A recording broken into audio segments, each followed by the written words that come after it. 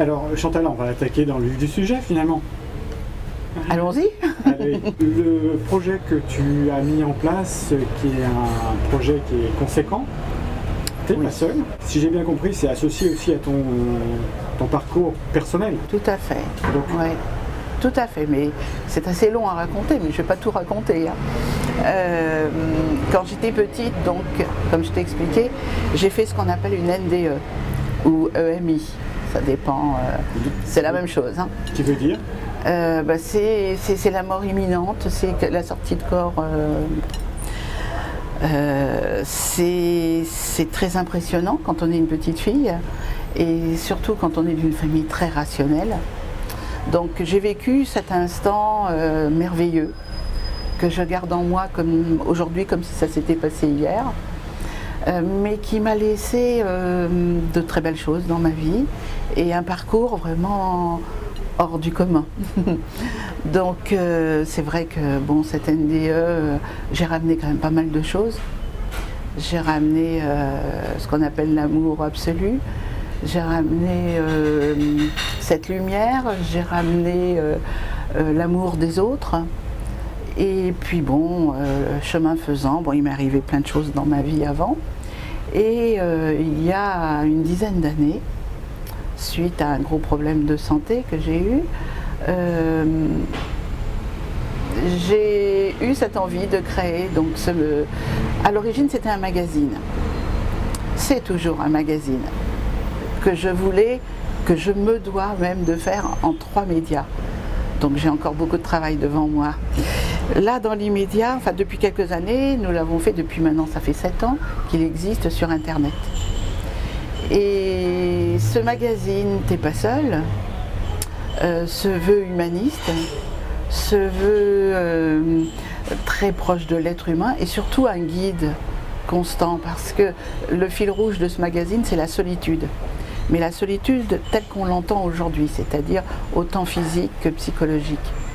Et cette solitude, on essaie de faire tout ce qu'on peut pour trouver des tas de façons pour aider les gens à dépasser ces moments de solitude, pour les gérer et pour qu'ils s'en servent d'un booster dans leur vie, plutôt que, comme moi j'ai connu via ma 2e casquette professionnelle qui était psy, des tas de personnes qui tombaient dans des dépressions. Et donc dans T'es pas seul, nous avons une équipe de coachs, dans toutes les rubriques d'ailleurs. Les coachs répondent gratuitement sur le site. Et en général, bon, les réponses se font dans la journée. Et là, on a décidé, enfin quand même, d'essayer de rentabiliser ce site. Et on organise autour de T'es pas seul des tas de choses. On va organiser donc des conférences, des ateliers. Et chose qui me tient aussi beaucoup à cœur, des formations. On va faire ça au niveau des mairies, au niveau des départements. Des formations disons qu'il y aura des coachs qui seront là spécialement pour guider les personnes qui seront entourées de gens qui vivent dans la solitude, mais qui ne savent pas trop comment faire, comment les aborder, comment aider à gérer. Et justement, on les aidera,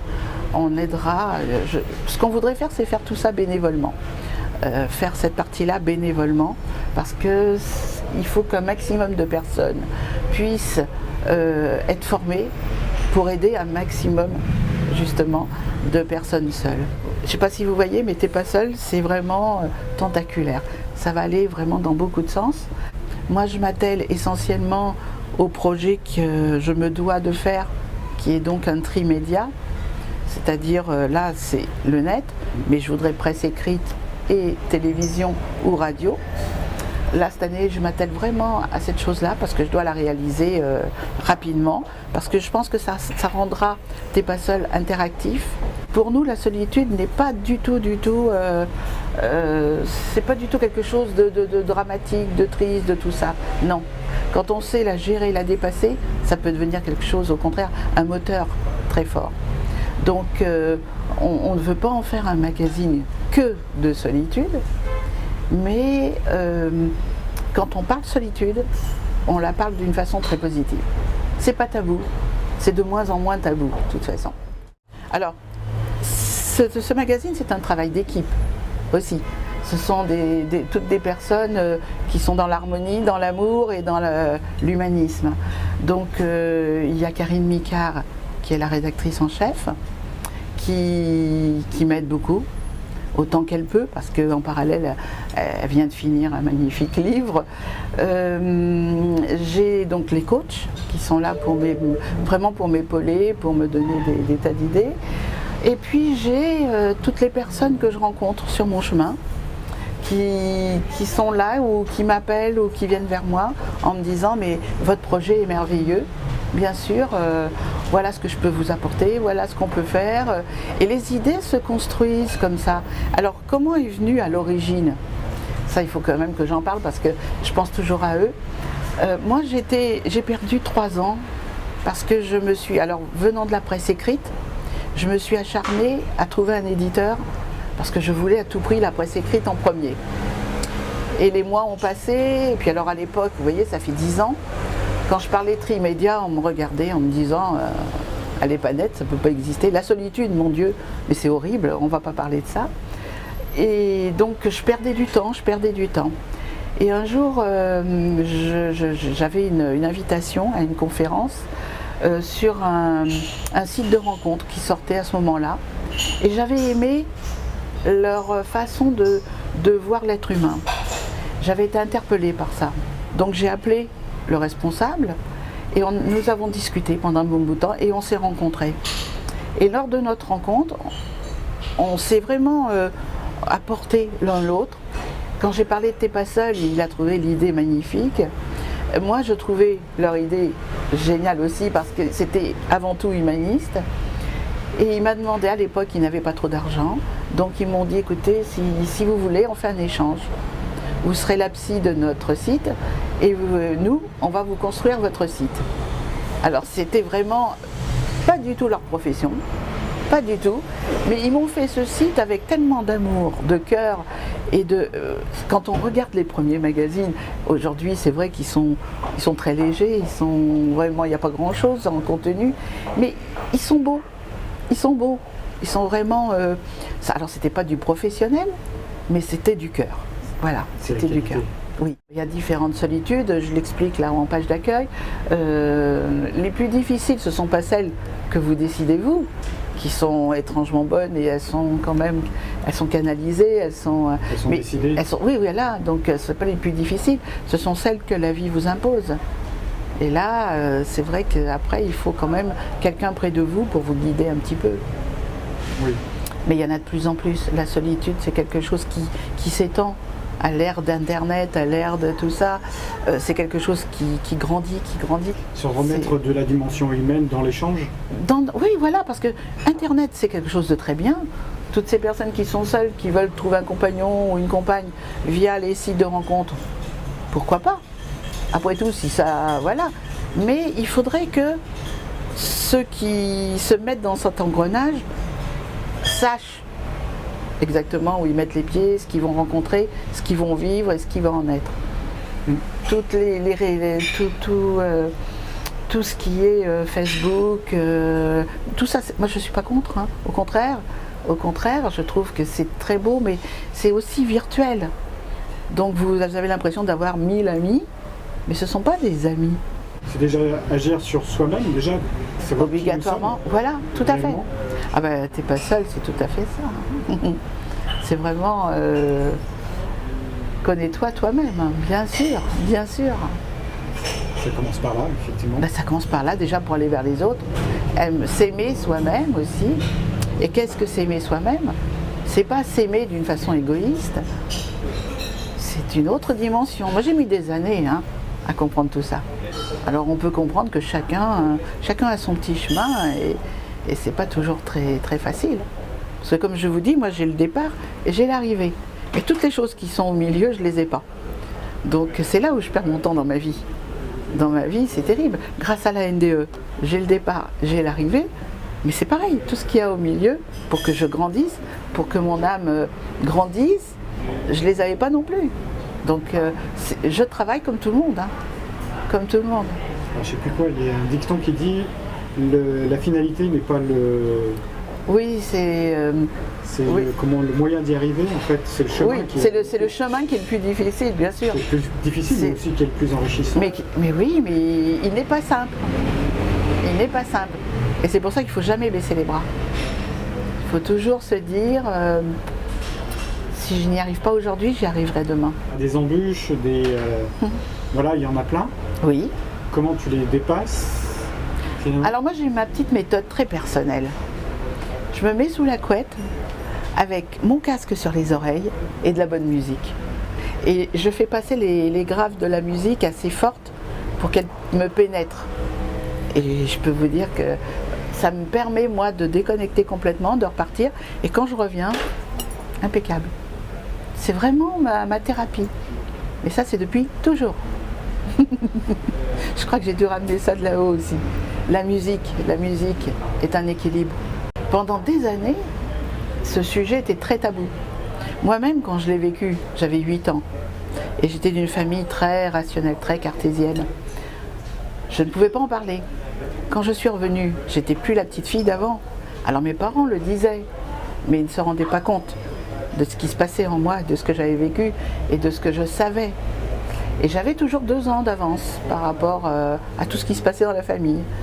Et petit à petit, moi, comme on ne me comprenait pas et puis que je ne pouvais pas parler, j'étais devenue une petite fille qui passait son temps au pied des arbres à écrire des poèmes. J'ai passé mon temps à écrire des poèmes. Et la vie a fait que j'ai vécu vraiment des choses merveilleuses, que ce soit dans la foi, que ce soit dans ma vie tout court. J'ai gardé ça pour moi, comme une petite histoire qui était là au fond de moi. Je ne pouvais pas trop en parler, mais j'avais toujours quelque chose dans ma vie, quand j'étais désespérée, quelque chose qui arrivait dans ma vie pour me montrer qu'il ne fallait pas que je désespère.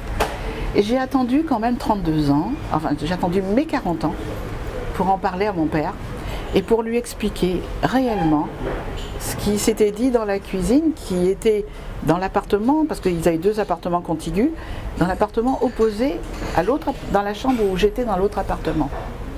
Et je me souviens, bon, moi j'avais traversé les murs et j'étais arrivée là-haut. Et j'ai dit à mon père qui se trouvait seul avec le chirurgien à l'époque. Enfin, tu as traversé les murs alors que tu étais alité. Oui. Ah ben oui, mais je suis d'abord montée au plafond et après j'ai traversé les murs.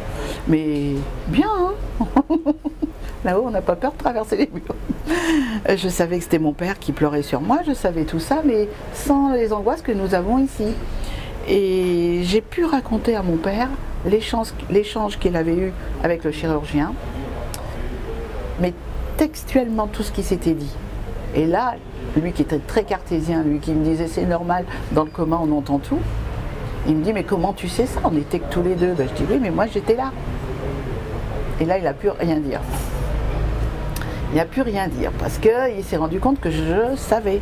J'avais vu tout ce qui s'était passé et je savais tout. Et quand on vit cette chose-là, vous revenez, ben vous êtes vraiment différent de toute façon. Vous revenez avec autre chose de là-haut, qui n'est pas simple à vivre sur Terre, tant que c'est tabou. Mais tant que ça n'est pas tabou, moi depuis que j'ai rencontré Sonia et puis que j'ai eu l'occasion d'aller à ces conférences où j'ai rencontré des scientifiques qui étaient là pour accréditer, parce que j'ai quand même vu mon éducation, j'ai besoin d'une accréditation scientifique.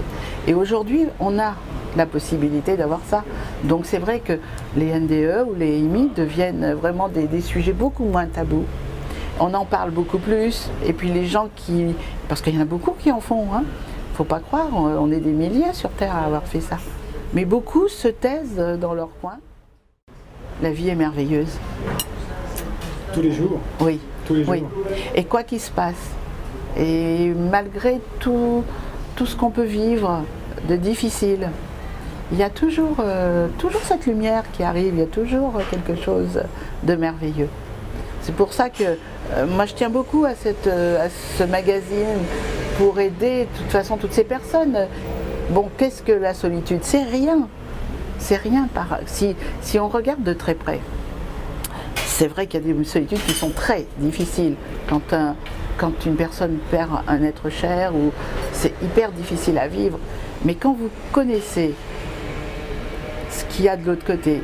Quand vous savez, alors c'est vrai que c'est difficile, même moi qui connais tout ça, si demain je perds quelqu'un, quoique j'ai perdu mon père et j'ai vu ma réaction, elle n'a pas été...